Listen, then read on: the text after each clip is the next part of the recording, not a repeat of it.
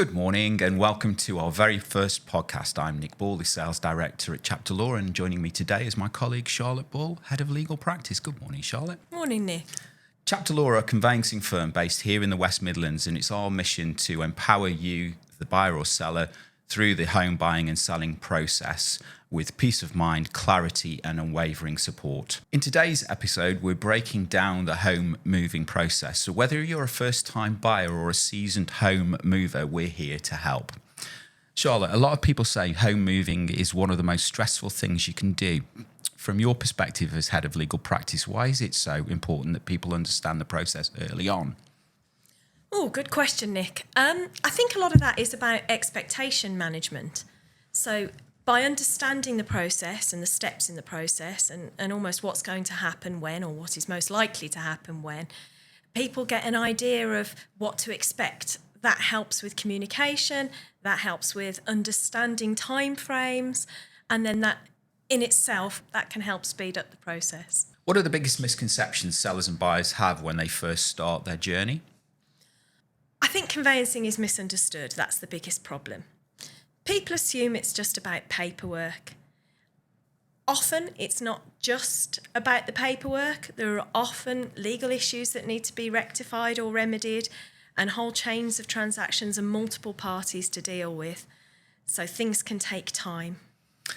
On that time point, Charlotte, when people start to talk to you at the very beginning, do you set expectations, or do they come to you and say, I want to be in by X? That definitely happens. We definitely get people say, we want to be in by Christmas, we want to be in by summer holidays, we want to be in within 2 weeks. We get lots of people try and dictate the process. I've got no problems at all doing our best to work towards those dates. But again, it comes back to that managing that expectation. It's not all within our control. If it were all within our control, then we'd move people far more speedily than the national average, for example, and therefore meet their expectations. Okay. Nice segue onto the seller's side of this particular journey. So obviously a seller will list their house with an estate agent. But when the seller does decide to put the house on the market, what's the very first step they should take? We would always advise that they speak to a lawyer straight away, straight off the bat. If they start completing the paperwork that they need to complete, they start dealing with any issues that are likely to come up and arise during the transaction early on, that can save weeks in the process. Okay, we've got some interesting stats there from 20 Convey actually on that point. This year, 20 Convey are reporting nationally that it takes estate agents 96 days to sell a property. That's at sale agreed stage, which I think is just over 13 weeks. My memory would serve me. And then once it gets to sale agreed, it's a further 118 days or 16 weeks, which is a heck of a time to actually get to legal completion. So you're saying it's important to get sellers instructing their estate agent and the conveyancer at the very same time. What paperwork does a seller have to fill in from a legal perspective? So we would want sellers to fill out our terms and conditions so that they understood the instructions to which we were working on, so our retainer, so to speak. We would... The sellers would also have to complete information specific to their property, so what we call the protocol forms, property information form and the fixtures and fittings and contents forms. This gives the buyer information about the property and can be relied on sort of from a legal sense as well, so it's incredibly important that they fill those forms in and get any advice they need to from a lawyer whilst doing so.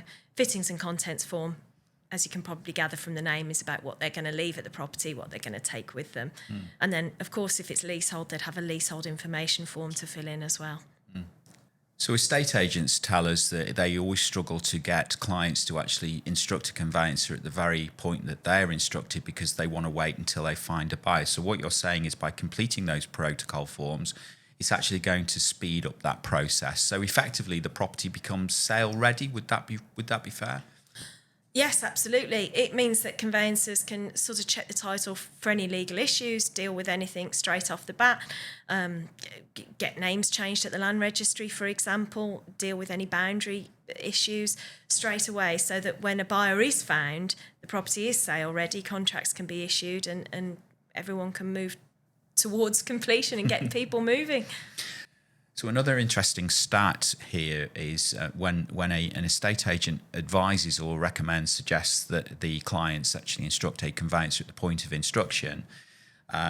What we do know nationally is it takes up to 3 weeks for that client to actually pay money on account for to the conveyancer.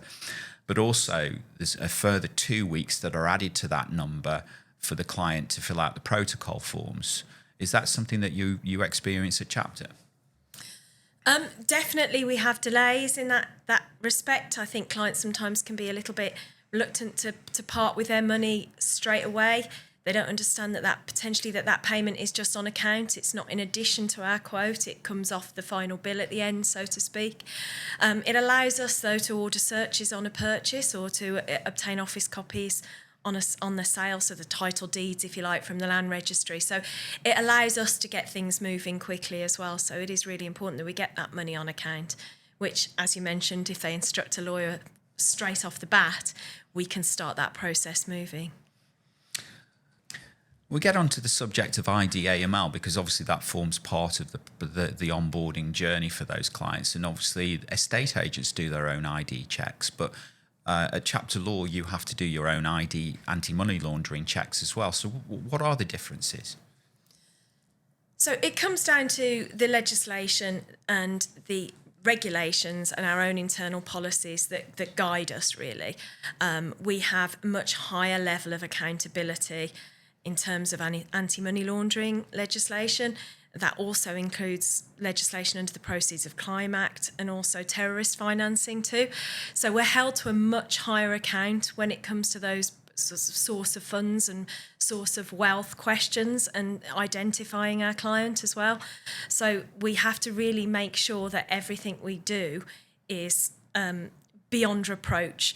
And that is because national studies have said that conveyancing process is subject to abuse by criminals, and that is a fantastic way, if you like, to launder money, make dirty money clean, the proceeds of crime, for example, to make that clean.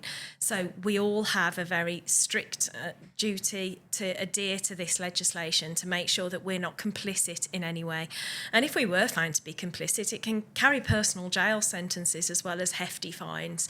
So there is absolutely a massive drive within the whole industry, but within Chapter as well, to be beyond reproach. So in terms of the IDAML process then, what does that look like at Chapter? Is that people giving you copies of passports, or is there a process in place?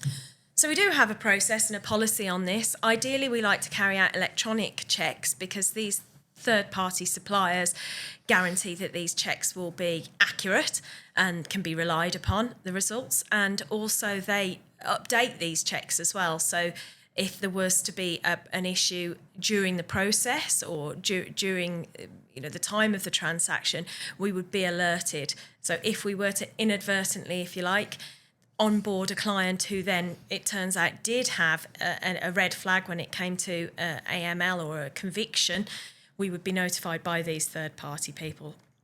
Okay. It's also very painless from a client point of view as well, so they can download an app on their phone and click links and upload documents that way.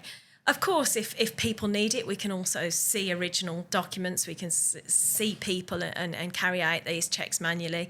But what's important is that without fail, these checks have to be carried out in every single case. Okay.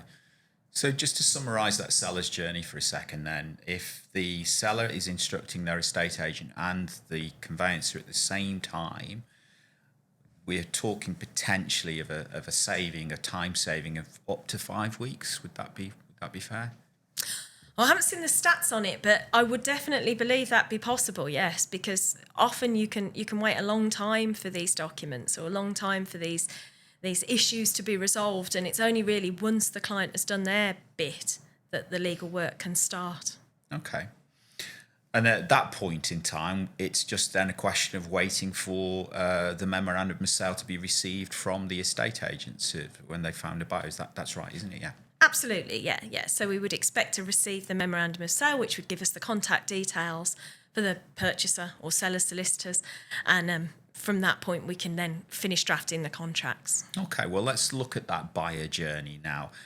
Just going back, just to recap, we're talking of say the 16 weeks that it takes from sale agreed to legal completion, which is a heck of a long time. If you're a buyer, again, you'll be making your offer through the estate agent. What happens next once that buyer has made that offer? They're instructing a conveyancer, they're instructing chapter law to proceed. So what does that buyer journey look like? So once the buyer's offer is accepted, it's always accepted subject to contract. They would instruct a lawyer, as you've said. We'd carry out our AML checks, our ID checks. We would also need to check the source of funds and source of wealth for that buyer to see where their money's coming from. Again, just to tick those boxes in respect of the legislation that governs us, make sure that it is their money. Often at that point, gifters come out of the woodwork, the bank of mum and dad. We hear about it in the news all of the time. So checks then need to be carried out on those people as well. We would then potentially get a mortgage offer if one was needed. We would at some point within a very short period of time get draft contracts, you would hope. At that point, we can then order searches. Okay, can I just come back to please. you? I'm just going to rattle off the conveyancing process. If I come back to you regarding that bank of mum and dad statement, because it potentially, are buyers actually, if they're first-time buyers potentially as well, where that may apply, are they, when you your experience, are they familiar that we have to do those checks? No, and that is usually where we meet the most resistance, to be honest. So if a parent is gifting money, then we have to get the bank statements and understand the source of the wealth from the parent. They can be quite they're not necessarily going to expect to receive those questions or that level of scrutiny about their own bank account. So that can cause problems, but it is needed, unfortunately, in every case. When a purchaser is using a gift from a relative, then it's often unexpected by that relative that we should be holding them to account and scrutinising their paperwork. We'd need ID checks, we'd need to run an AML check, we'd need to see bank statements and understand their source of funds and their source of wealth. That can be seen as intrusive. People often want to keep their finances private while they've offered to give their child an amount of money. They're not necessarily expecting to have to share their whole income, their whole bank statements. But unfortunately, there's no escaping that's part of what we need to do. Okay. You mentioned that obviously that you're informed of that sale by the estate agent, and is that by the form of a memorandum of sale that details the seller, the buyer, and does it actually provide with chain information as well? We always hope to receive a memorandum of sale from the estate agent because this gives us all the information we need, the price that's been agreed for the property, the seller's information, the purchaser's information, and their legal representatives. We don't always receive that. However, because of the information it contains, it's invaluable. And so sometimes our time can be spent either chasing that or reacting, if you like, when we get letters from other solicitors saying they're instructed, and then having to sort of backfill the information to confirm the price is correct, for example. So, some interesting stats again for you.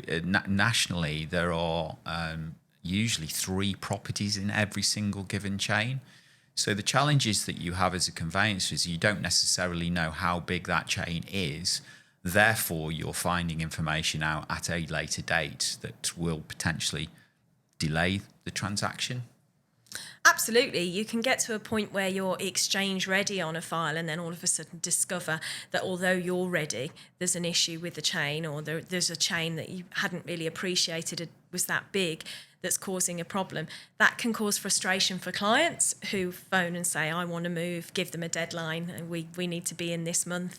But if people can't move if the whole chain isn't exchange ready, then there isn't really an awful lot you can do about that, other than keeping those lines of communication open, trying to find out what the problem is, trying to find out what the information is, and then relaying that to your client. And that's where estate agents come into their own, to be honest, because they can speak to all parties in the chain, whereas a lawyer is sort of bound by rules of conflict of interest and confidentiality. We have to be very careful about who we speak to, whereas estate agents have all of these contact details usually and can grease those wheels to make things move faster at the end. So just for the benefit of our listeners then, so you can only speak to your client. So what happens if a person further up the chain tries to communicate with chapter in this instance? How does that work? Unfortunately, there's not a lot we can do. We can't talk to them. So our receptionist is trained to be very polite but insistent that they will have to speak to their own legal representative, unfortunately.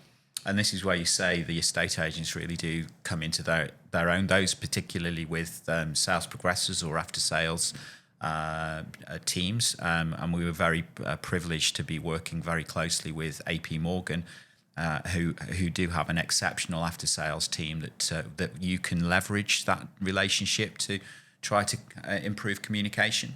Absolutely. These relationships we have with after-sales progressors and estate agents are completely invaluable. We both have different roles within the conveyancing transaction, but both are equally as important. They have a wealth of knowledge, can speak to people, can manage expectations, understand the process, and we can do the legal work, and hand in hand we can communicate that out and make sure that that is used to the absolute best, which gets people moving faster.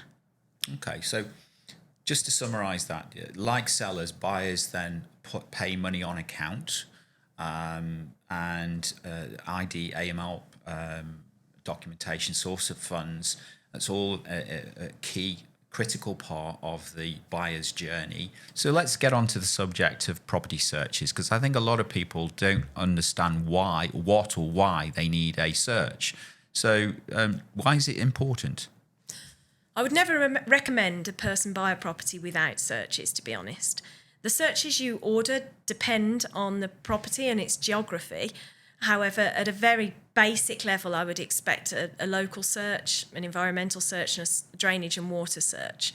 There could be other searches, as I mentioned, like coal mining or even brine in areas local to us. So, for example, the local search gives you information about whether a road is adopted that the property sits on. If the road isn't adopted, you could find after you've purchased that all of a sudden you're liable for repairing that road and the costs attributed to that.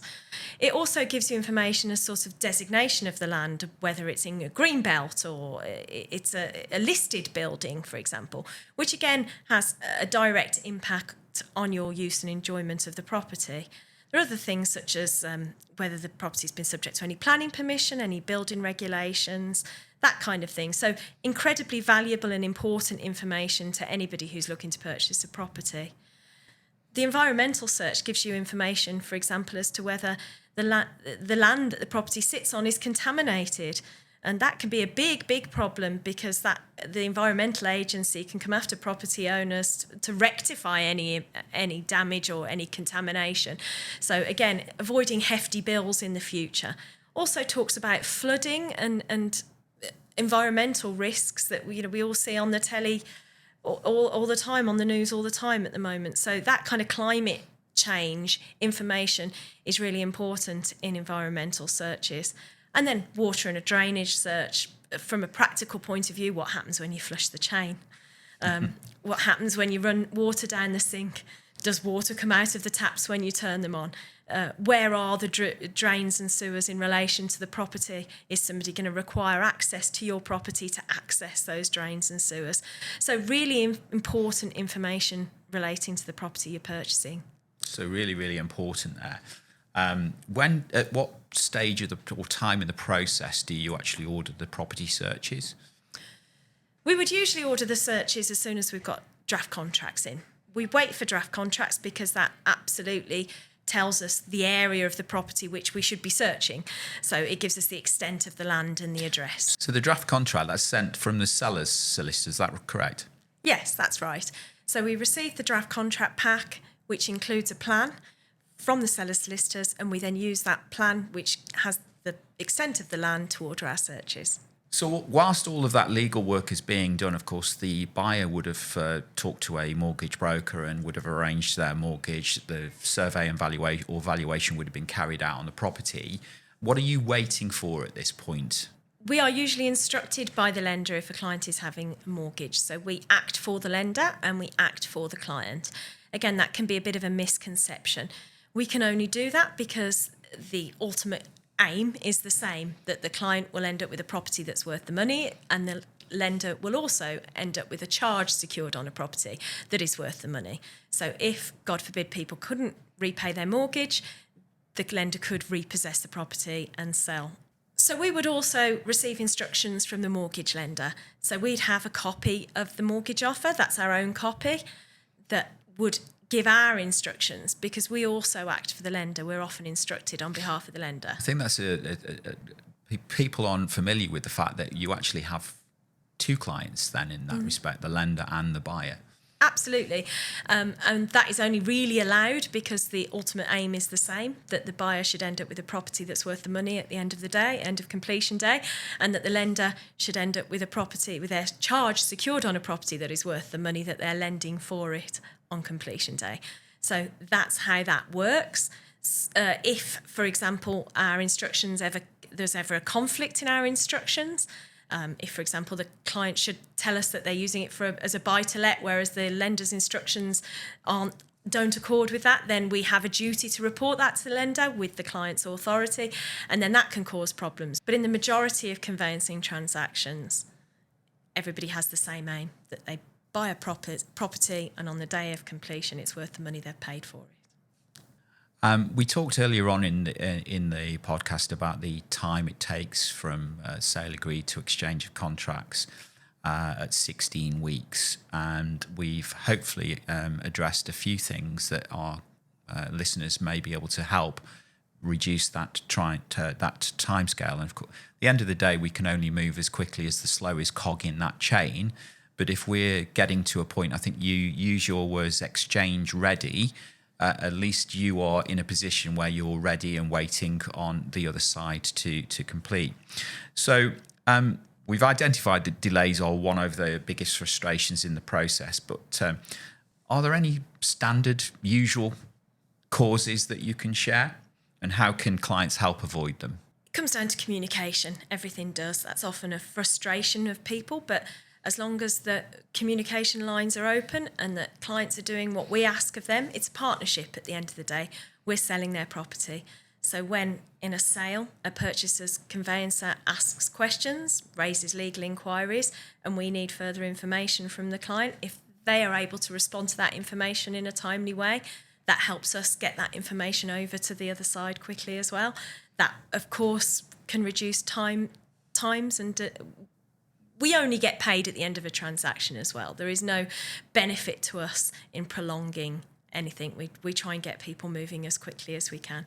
It's really important to us here at Chapter Law that the clients have a great experience. People move house, I think on average every 7 years, supposedly. We want them to come back.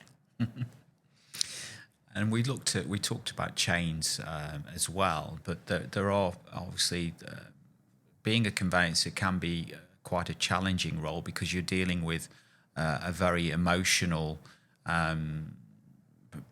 It's the biggest investment a buyer or seller may ever make in their life, and unfortunately, there are instances where you're selling deceased estates, or it may be a matrimonial situation. How do you support your clients through those journeys? Yeah, I've dealt with some very vulnerable clients, or some clients in pretty horrific situations over the years. And I think having that empathy, understanding that although this is a legal process and that there are steps that have to be taken legally, understanding the client's position, speaking to them like they're human, making sure they understand what's going on is absolutely vital. It's vital for that trust, that relationship. it's vital for everybody's sanity and mental health.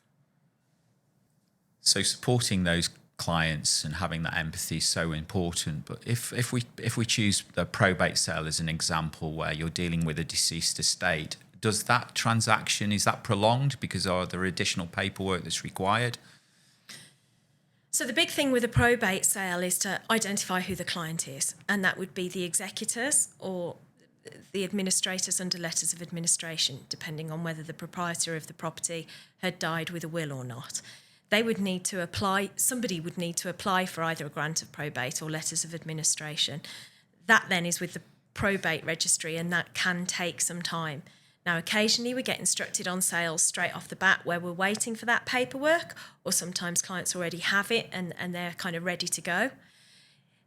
Nonetheless, there are other issues such as clearing out the property. Always takes longer with a probate sale because they have to find a way of disposing and making sure that beneficiaries are getting what they're entitled to.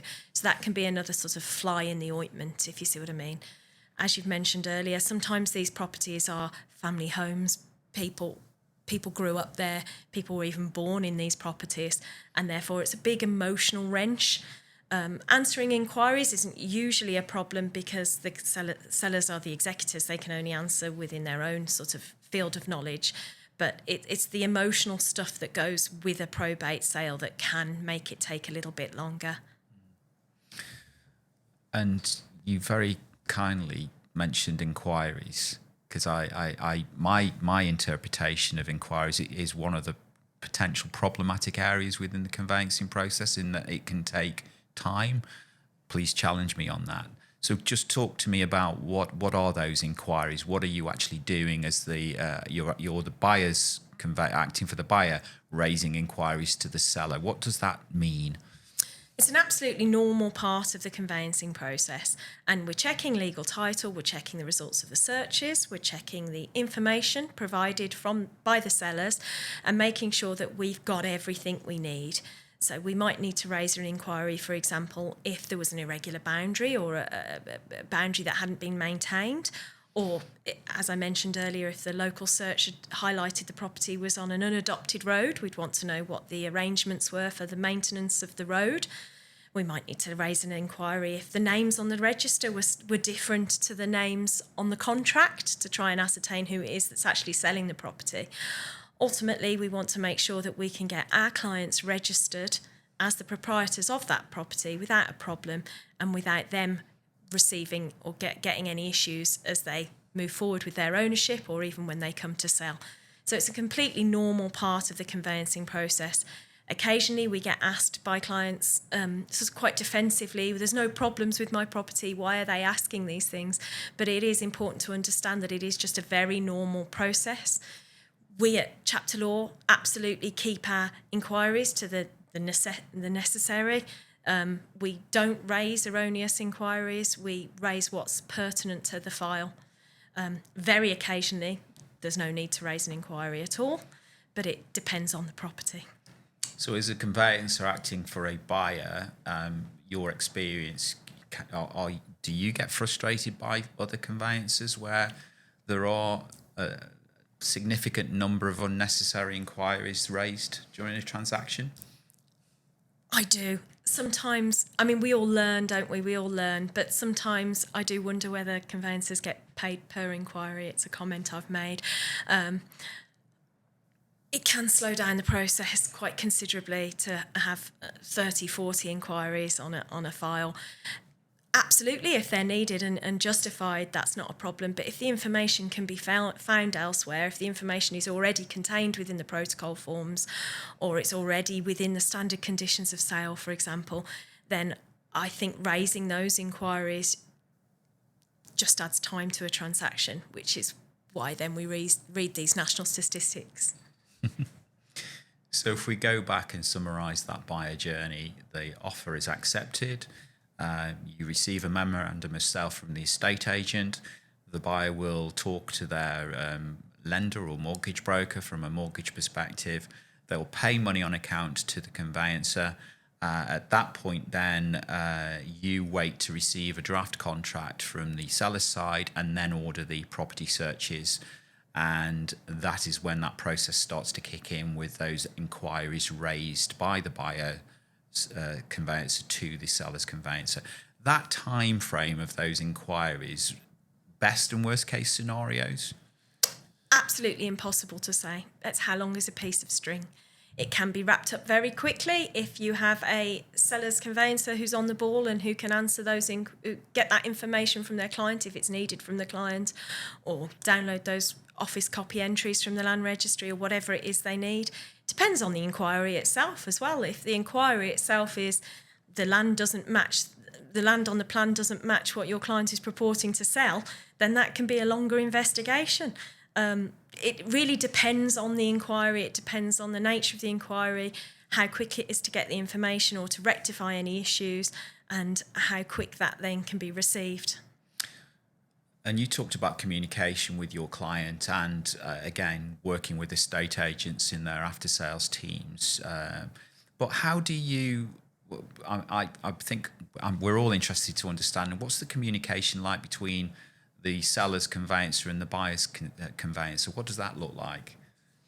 So most things are in writing, which I know can be frustrating. I mean, these days we use emails, but we're still one of the only professions, I think, to actively use a fax machine. But most communication is email format these days. The reason for that is because those responses can be relied on in court. If, for example, the seller gives you some information that turns out to be a lie, for example, you can then use that pre-contract inquiry in court to overturn the contract, to claim misrepresentation, etc., etc. So although phone calls do happen, and I absolutely love picking up the phone to talk something through with the solicitor on the other side, when it comes to responding to inquiries, it really does have to be in writing so that we can rely on that. Okay, yeah, you need that electronic paper trail, I guess. Absolutely, yeah. Okay, well, let's look at if there was one thing that you could change with the conveyancing process, what would that look like? I think, and maybe it comes from my position as head of legal practice, I think it would be better understanding around source of funds and source of wealth. I think if clients, when clients understand what it is that we expect from them or what it is we need from them and why we need it, that we're not just nosy or that we're not, we're actually fulfilling a job, then that makes all the difference. That can really slow a transaction down. If clients understand that we need to know where the money came from and we need to see where the money is now, that makes all the difference. So giving us 6 months bank statements of an account that's got £1.20 in isn't going to tick any boxes for us, and just means we have to go back and ask more questions. So as the buyer's solicitor, you received a draft contract from the seller which will contain the title deeds and a plan of the property. And of course, there's not just one straightforward transaction here. There's freehold and leasehold, and I believe common hold is now making an appearance. Now, if you could just explain to us what freehold, leasehold, common hold means, that would be really useful. Well, I'll say I don't think at Chapter Law we've come across a common hold yet, so it's probably best to focus on freehold and leasehold. So with a freehold property, you own everything to the centre of the earth, up to the sky above. There is a Latin maxim that I won't bore you with. And with leasehold, you're buying that property for a term of years as stated in the lease. So if it's a new lease, then it will be in your name. If not, you're buying a lease that'll be in somebody else's name with the residue of the term left, so whatever's left. That's the main difference. But with a leasehold, what you have to remember is that somebody will own that freehold. So somebody will own the property to the centre of the earth and to the sky above. You often get leaseholds, easier way of understanding it, if you like, is in a flat situation. So if you have a first floor flat, you can't really own that as a freehold because you can't own to the centre of the earth below because there might be somebody living underneath you. So in that respect, leaseholds are usually apartments and flats. In fact, you can't have a leasehold house anymore unless it's shared ownership, which is a different beast altogether. And does a leasehold, the length of the lease, that can vary as well, can't it? And what impact, if the lease is got a relatively short time left, what the impact is that on the actual acquisition or purchase of the property? Yep. So, I mean, I've seen leases go up to 999 years. I've seen leases for 99 years. But as you say, the problem comes when you're buying the rest of a lease. So if you've got a 99-year lease, an original 99-year lease that's from the 80s, 40 years of that's already gone, you're only buying a 50-odd-year lease. That's caused problems historically in terms of finance, getting mortgage. It's not always worth as much as a longer lease. A longer lease is always more valuable. You can get that lease extended either by agreement with the freeholder, or there is also a statutory process for that as well. Depending on which avenue you take, you can extend the lease that way. Historically, there was always what we call a marriage value attached to that. So the shorter your lease is, the less term there is left on your lease, the more it costs to extend that lease. The recent legislation has supposedly done away with that marriage value, but we're kind of still waiting for a lot of that secondary legislation to come in to see how that looks on the ground, so to speak. The law is a slow-moving beast. So if you're a seller and you know you're in a leasehold with a very short lease, which has only got 50 years left, potentially there's an impact on the actual property's value, I would imagine, because you're limited to who potentially could buy that property. So what would you advise a seller to do then to look at extending that lease if that's possible? So there are two ways they could extend the lease, either through agreement with the freeholder, or they could opt for the statutory route under the Leasehold Reform Act, which gives them a legal entitlement to extend that lease. Either way, the result is the same. They would have a longer lease. Sometimes people choose to sell the lease whereby they extend the lease on completion as well, so they could still put the property up for sale at the same time as making those inquiries of the freeholder. And then what they would use some of the proceeds of sale to pay for that lease extension. So the buyer gets the long lease that they would want, that gives the value to the property and keeps their mortgage lender happy, and they get to sell the property to a wider market and get a better price for it. A reason that leasehold transactions can take longer than freehold transactions is that you're dealing with a whole extra party. So what people need to understand is that we now have a management company, sometimes a management company and a freeholder to deal with. So we have to request a lot more information if you're acting for the buyer, in terms of a management pack that would give you accounts, that would give you information regarding expenditure, management of the building as a whole. And if you're acting for the purchaser, waiting for that information, sometimes the quality of that information means that it's missing things that you then have to ask for, which then the seller's conveyancer has to go to the management company or freeholder. So it's a whole extra party in a transaction. So that's the reason that leasehold transactions take longer than a freehold. It's a really valid point, actually, because again, national statistics show that leasehold transactions, that average from sale agreed to exchange of contracts, is actually extended by at least 5 weeks to 22 weeks. So if you're thinking about, I want to buy a leasehold now and I want to be in by Christmas, well, Christmas is only 16 weeks away, so it's a bit of a challenge. So again, how does the seller or the buyer, who can influence that? It's very difficult. The conveyancer can do what they can in terms of chasing management companies and chasing freeholders for information that's outstanding, and if you're acting for the seller. But really, we're to a certain extent beholden to them. So we work on their timelines, and as with lenders, these are the big boys, and we just have to try and keep those communication.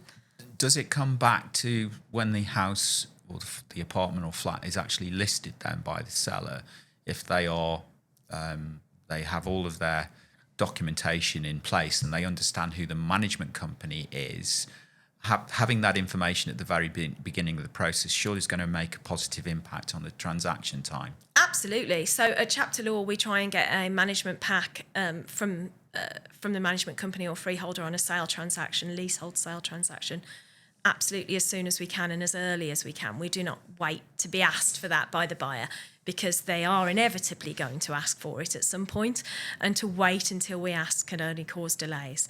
So if we get that pack as soon as we can, then all the better. If the sellers get that pack as soon as they can, often they have portals and apps on their phone that they can sometimes request this information quicker than we can, then they should be doing that as soon as they list the property, really. Consumers have choice. They can look online as to the reviews that are out there. What are your biggest frustrations with online reviews? I do get frustrated when we get reviews that I don't see are fair. I've got a strong sense of justice, I suppose, being a lawyer. So anyone can leave a review. If we get reviews from other parties that aren't even our clients claiming that we're causing delays. That happens. It does happen, yeah. It does happen. You can challenge these reviews, but sometimes the platforms look favourably on us and sometimes they don't. Sometimes the hold-up can be something completely beyond our control. So a lot of this comes down to communication. So as long as our clients know what's going on and that they understand that we're doing all we can, then you would hope that they leave a good review. People are more likely to leave a bad review. I love getting good reviews. It validates us as a company and it validates me personally as a conveyancer. I think giving good customer services should be about what we're about. It's a people job at the end of the day. We deal with lots of different people, from estate agents to clients to mortgage brokers to lenders, and to make sure that we're communicating and giving everybody a level of service that we should do should result in good reviews. Unfortunately, it doesn't always, which can be very frustrating. So as the buyer and seller reach the end of this particular journey, there are two more phrases that they may not be familiar with. One is exchange of contract and the other one is completion. So if you could explain to the listeners what the difference between the two. So as the transaction progresses, we do all the legal checks we need to do if we're acting for a buyer. If we're acting for a seller, we answer any questions or inquiries that are raised by the buyer's conveyancer. And then as it progresses, we would send out paperwork to sign that we then hold on file, on trust for the client. So we don't do anything with that unless we speak to the client. Once everybody is ready and once the date is agreed, we then work backwards. And once all the I's are dotted and T's are crossed, we can exchange contracts. It's only when we exchange contracts that contract, if you like, becomes legally binding and everyone is, for want of a better word, locked in. So at that point, to undo a transaction becomes very expensive and problematic. However, up until that point, anybody can change their mind. Has that ever happened to you? Yes, yeah. I have phoned a client. We have to phone a client on the day of exchange to confirm we have their authority to exchange. There is a case law that suggests it is best practice to do that on every day. So, for example, the chain doesn't quite achieve the exchange on the day it's supposed to and it goes on to the next day, we would phone the client again for their authority. And I remember a transaction where I was doing that and they were first-time buyers, and on the second day they said they'd done some sums overnight and thought they'd be stretching themselves a little bit too much. Wow. So what's the penalty? Nothing, because we hadn't exchanged contracts. Okay. But if they had exchanged If contracts... they had exchanged contracts, then but in a practical sense, that very, very rarely happens in terms of residential conveyancing. I have dealt with transactions in the commercial arena where a client has taken a commercial decision that it isn't worth pursuing, and the costs of that can be astronomical. Lose deposit, which is usually 10% of the purchase price. You can also be sort of sued for any other consequential losses, removal costs, that kind of thing. So it's quite difficult to quantify, but it's usually a decision that it isn't taken by somebody just buying and selling a house. It's usually, as I say, my experience, a commercial client who made a commercial decision based on their business needs. So exchange of contracts, that's a phone call to the lawyers on the other side. Are we good we're good to exchange? It's as simple as that. Yeah, we run through the contract. It is as simple as that. It becomes more complicated when there's a chain of transactions, because if you can imagine what one of the risks is that if we were to do that wrong, our client could end up with no properties if we exchanged on their sale but not their purchase, or they could end up with two properties if we exchanged on their purchase and not their sale. So there is a legal mechanism in place which involves giving a system of releases and exchanges up and down the chain. And the way that then works is that at the end of that process, everyone has exchanged contracts. So that is sometimes why it can go on to the next day, because if that release goes so far down the chain but doesn't come back up for the exchange of contracts, then it would potentially go on the next day, depending on the length of the chain. So you've exchanged contracts, and then we get to this completion bit, which I am assuming is moving day. Yep. What timescale would you personally like to allow between an exchange of contracts and completion, and what do buyers and sellers have to do between that period of time? So once contracts are exchanged, that is if you like, the legal certainty that you are going to be moving on that day. So you can book your removals, you can on completion day take final meter readings, things like that. Make sure all your arrangements are in place for completion day. On completion day, clients pack up their house if they're selling, and move out, move into their new house if they're buying. For us conveyancers, really completion day is about moving money. So from a legal point of view, it's slightly less interesting because the legal formalities are almost done. It's literally about moving money at that point. So again, we can be beholden on chains and money coming up through the banking process. Unfortunately, over the last 12 months, we've had a couple of issues where big banks have gone down for whatever reason, which means that there's been sort of an element of uncertainty, and completions have been sort of delayed while money has been waited for. But that's really what completion day is. From our point of view, it's about moving money. Once we receive the money on a sale, we would then tell the estate agents they were okay to release the keys. And once we send the money on a purchase, wait for that to be released so we can tell our client that they can get their keys. And I think most buyers and sellers probably believe that that's the end of the journey for everybody in the party, in the chain. But actually, from a conveyancing perspective, it actually doesn't stop at the completion date, does it? Because you have certain things that you have to do post completion. Absolutely, and post-completion work is really important and an area of high risk for conveyancers. That's the bit where we make sure that our purchaser client gets registered as the proprietor of the property. So sometimes that can mean serving notices to management companies, freeholders, paying for certificates of compliance, dealing with all of those issues, and also making that application to the land registry. That's an important part of the process for us conveyancers. That's the part where we get our purchaser clients registered as the owners of the property.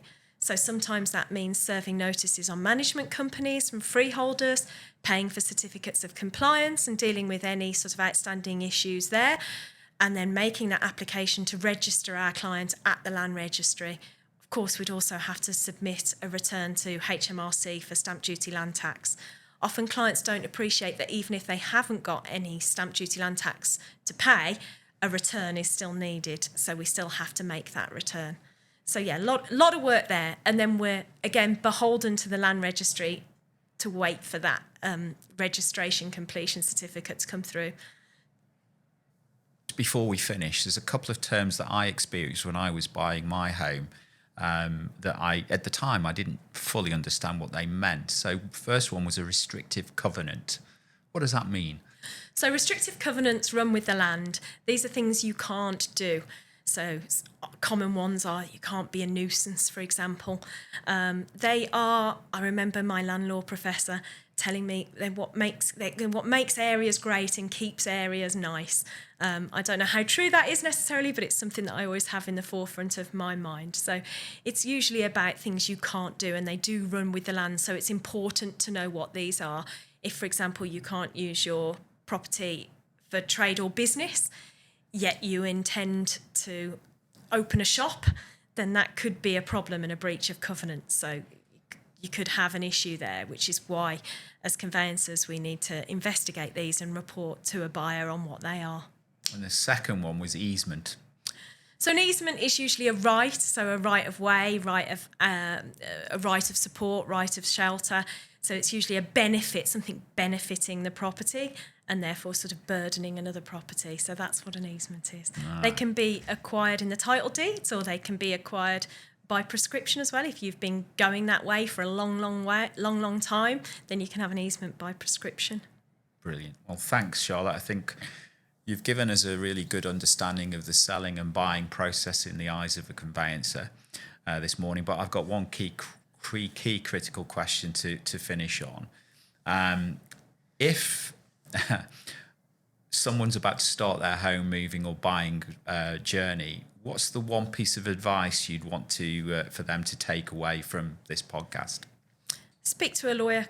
Speak to a lawyer as soon as you can in the process, as early as you can in the process, because it's a partnership and clients, lawyers, estate agents all work together. So if we're all on board as early as possible, then we can get things moving as quickly as possible.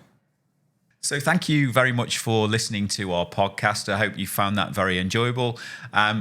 Please like and subscribe our podcast. And if there's anything that you are unfamiliar with or questions you want to ask about the conveyancing process, we'll try and cover that off in our next session. But thank you again, Charlotte. Thank you for having me. See you all next time. Bye.